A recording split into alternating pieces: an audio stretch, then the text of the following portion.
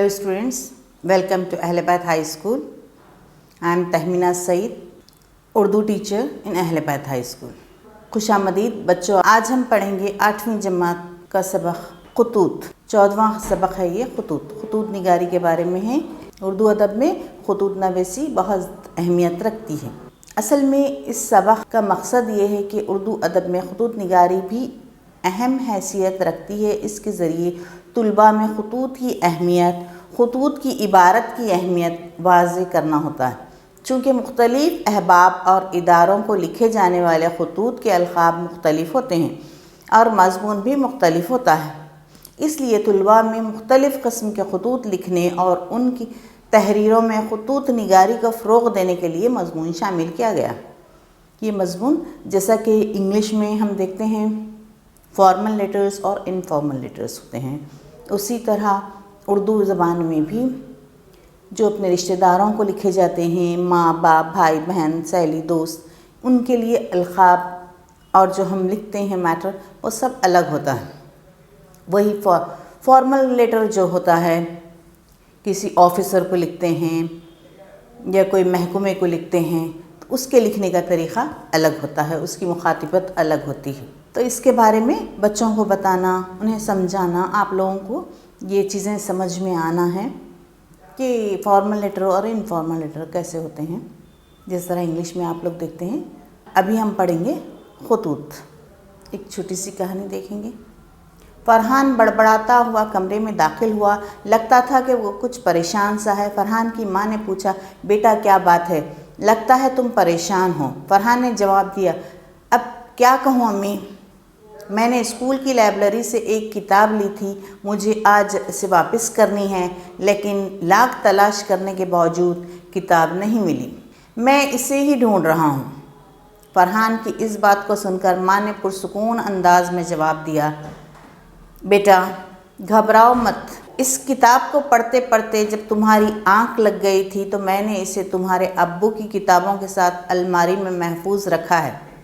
ये सुनते ही फरहान फ़ौरन अलमारी की तरफ लपका।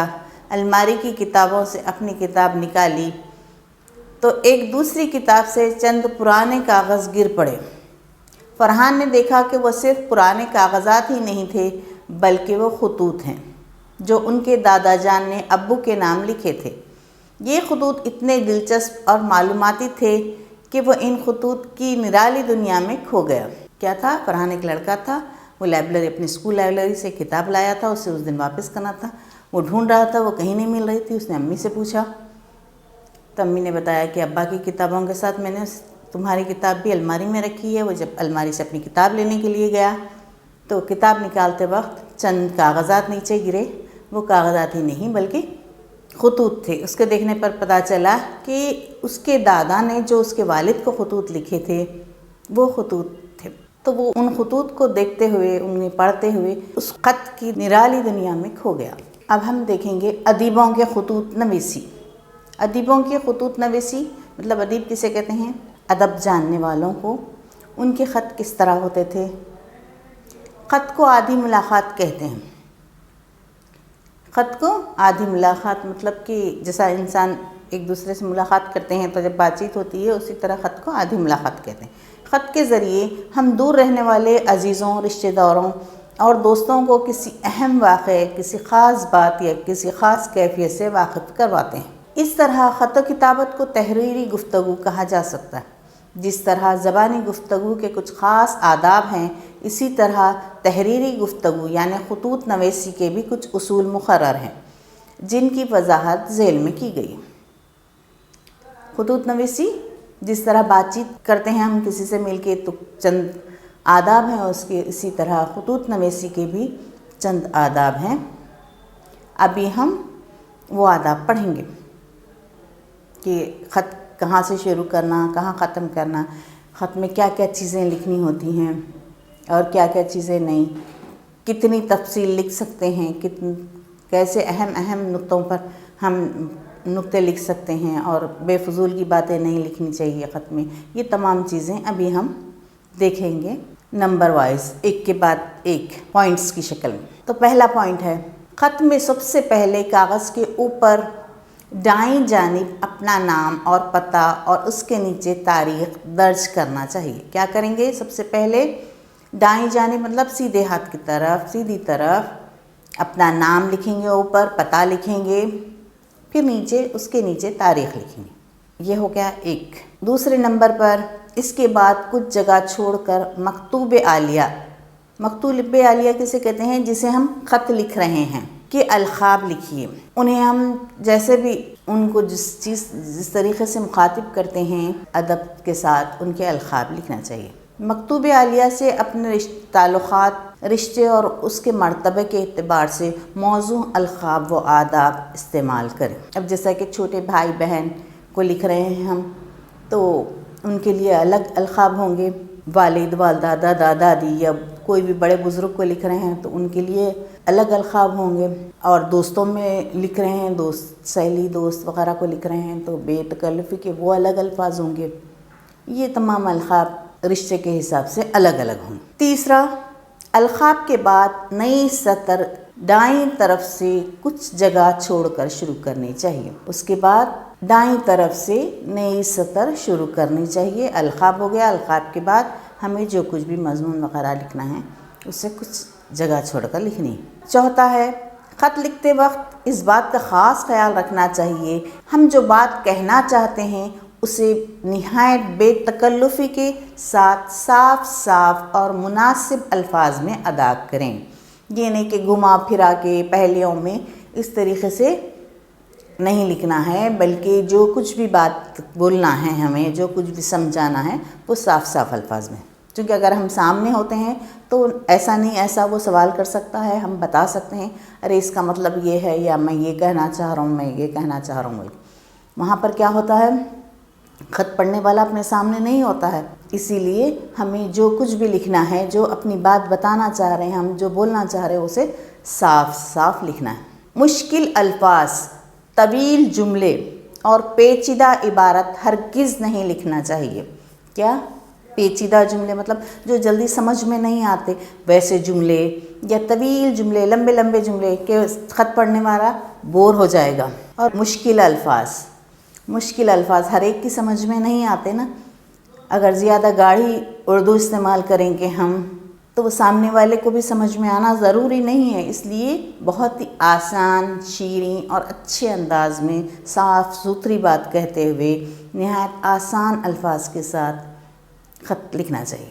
اگر کئی باتیں کہنا ہوں تو انہیں سلیقے کے ساتھ ترتیب سے بیان کریں، مطلب کہ ایک بات میں دوسری بات ملا دے رہے ہیں، ایسا نہیں، بلکہ اگر ہمیں کچھ چیزیں معلوم کرنا ہے، کچھ چیزیں کہنا ہے، یا کئی چیزیں کہنا ہے، الگ مختلف قسم کی چیزیں بتانا ہے، تو ہم کیا کریں، ایک کے بعد ایک سلیقے طریقے سے ایک کے بعد ایک چیز مکمل ہونے کے بعد، ایک بات مکمل ہونے کے بعد جب دوسری بات لکھیں، یہ نہیں کہ ایک میں دوسری بات ملا دے رہے ہیں کہ سامنے والا پریشان ہو جائے کہ یہ کیا لکھ رہا ہے، اس کا کیا مطلب ہے۔ خط کی خوبی یہ ہے کہ اس میں بناوٹ نہ ہو۔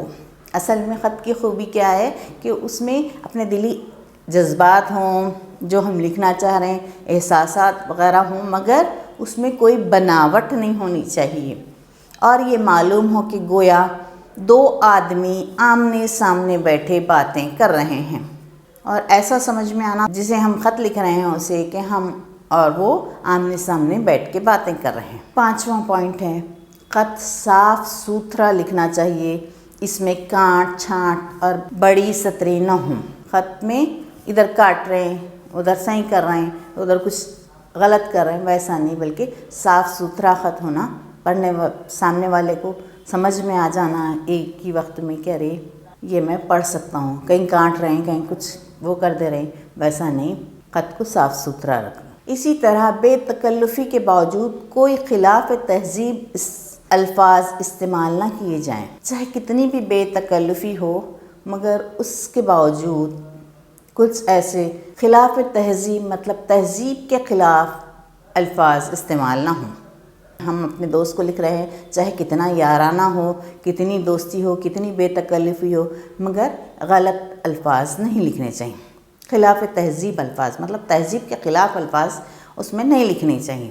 اردو میں خطوط نگاری کا قدیم طریقہ غیر ضروری تکلفات فرسودہ القاب و آداب اور روایتی تمہید وغیرہ کے سبب نہایت مشکل تھا۔ پہلے کے زمانے میں لوگ بہت زیادہ تکلفات کا استعمال کرتے تھے، القاب و آداب میں اتنی بڑی لائن لکھ دیتے تھے، روایتی تمہید ہوتی ہے اس کو لکھنا ضروری سمجھتے تھے، مگر مرزا غالب نے اس قدیم طریقے کو چھوڑ کر صاف اور سلیس انداز میں مکتوب نگاری کا طریقہ اپنایا۔ مگر غالب نے یہ تمام پرانے طریقوں کو چھوڑ کر صاف اور سلیس مطلب اچھی انداز میں مکتوب نگاری خط لکھنے کا طریقہ اپنایا، جو بہت ہی مقبول ہوا۔ اردو کے چند بڑے بڑے ادیبوں کے خطوط کو ذیل میں دیا جا رہا ہے۔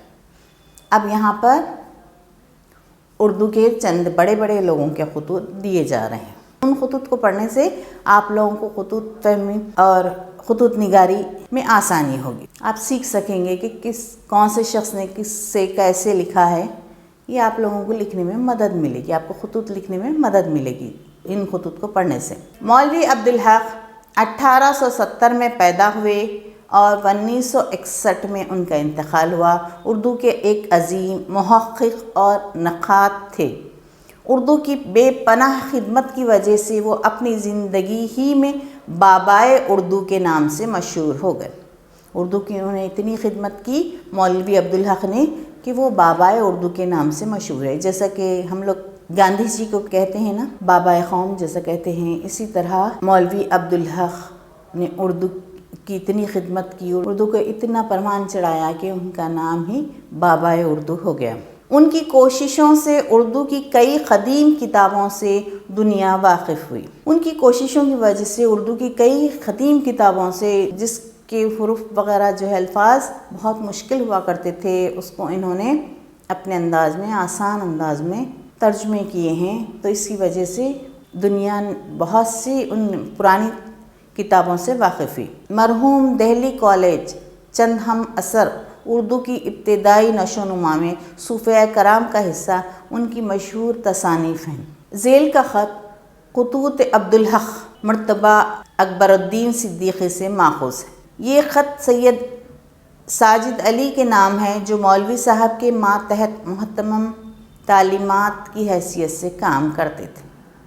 اس خط میں انہوں نے اورنگ آباد سے اپنی والہانہ محبت کا اظہار کرتے ہوئے اپنے گزرے ہوئے دنوں کو یاد کیا۔ یہ ابھی ہم جو پڑھنے جا رہے ہیں مولوی عبدالحق کا خط ہے، جو انہوں نے اپنے ماتحت مطلب اسسٹنٹ کو لکھا تھا کہ انہیں اورنگ آباد سے کس قدر محبت ہے اور وہاں کی کچھ یادیں وہ اس خط میں لکھے ہیں۔ مقام کراچی، تاریخ 21 نومبر 1958۔ مشفقی و مکرمی تصنیف، آپ کا اشفاق نامہ پہنچا، اسے پڑھ کر تھوڑی دیر دوسرے عالم میں جا پہنچا۔ اورنگ آباد کی صحبتوں، رفیقوں اور احباب کی محبت، عنایت کالج اور انجمن کی سرگرمیوں کا نقشہ آنکھوں کے سامنے پھر گیا۔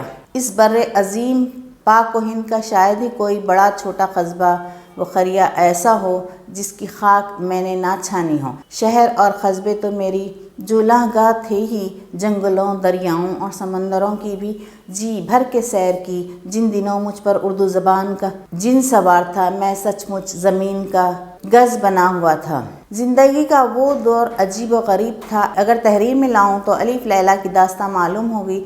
اس سرگردانی اور آوارہ گردی میں بھی کبھی کبھی میرا قیام ایسے پرفضا، صحت افزا اور خوش منظر مقامات میں بھی رہا جنہیں دیکھ کر خدا کی قدرت نظر آتی تھی۔ لیکن یقین جانیے اورنگ آباد کی یاد وہاں بھی مجھے گدگداتی تھی۔ اورنگ آباد کا وہ مقام جہاں میرا قیام تھا، یعنی مقبرہ رابعہ درانی، اسے میں کبھی نہیں بھول سکتا۔ اس کی صاف ستھری ہوا، عنبری نہر کے لطیف پانی، اس کے دلربا ماحول اور قدرت و صنعت کی یکجائی میں ایسی کشش تھی کہ حیدرآباد چھوڑنے کے بعد میں ہر سال وہاں جا کر کچھ دن بسر کرتا اور اسے اپنی صحت و توانائی اور مسرت کا ضامن سمجھتا۔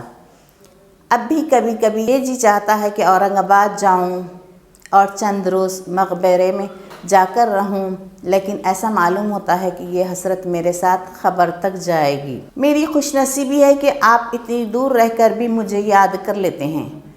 ذکر میرا مجھ سے بہتر ہے کہ اس محفل میں ہے۔ وسلام عبدالحق۔